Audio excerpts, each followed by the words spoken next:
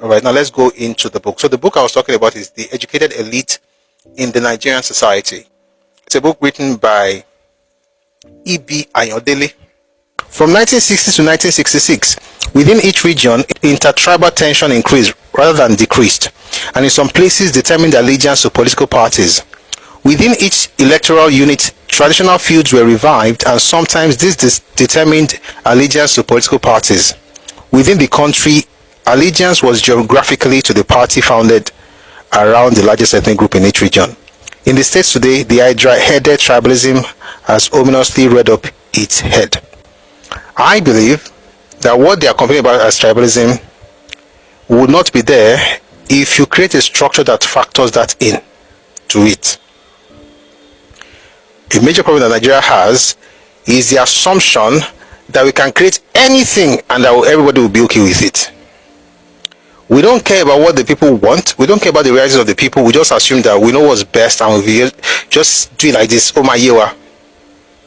And sometimes it works. But in terms of structures, it is not going to work. There's nothing on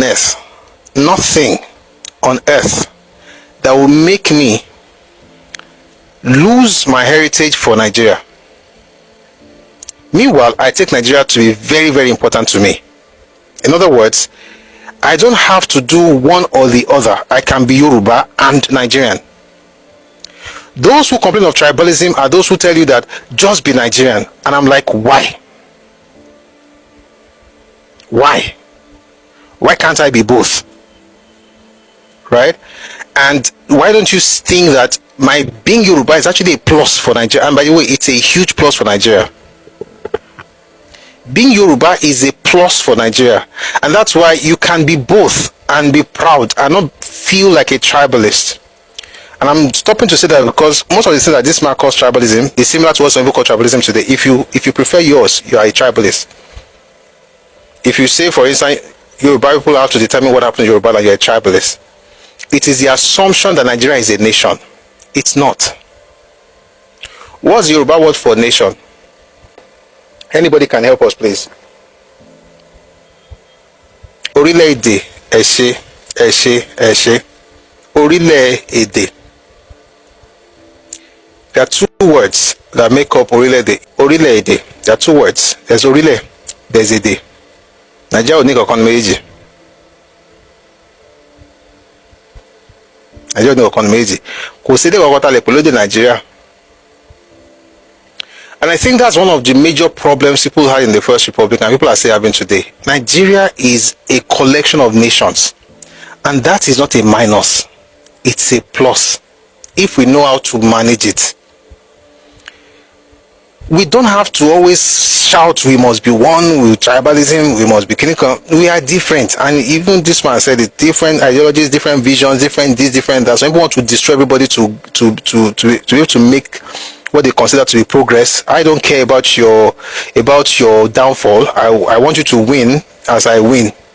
But of course, I care more about my own people, which is supposed to be the sensible way to think. But some people don't think that way.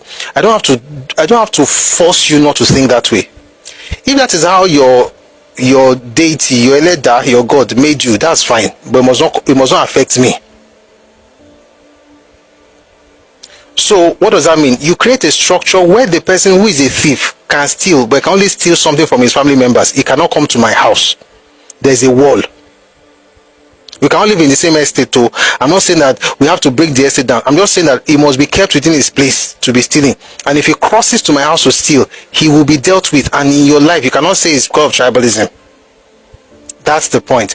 That structure must acknowledge our differences, not act as though it doesn't exist and say, we'll grow into it. There's nothing to grow into. We are many nations in one. And thank God for an anthem. Though tribe and tongue may differ, in brotherhood we stand. Our tribes and tongues are many. And it is not a minus, it's a plus. Only people are shouting tribalism, that's their business.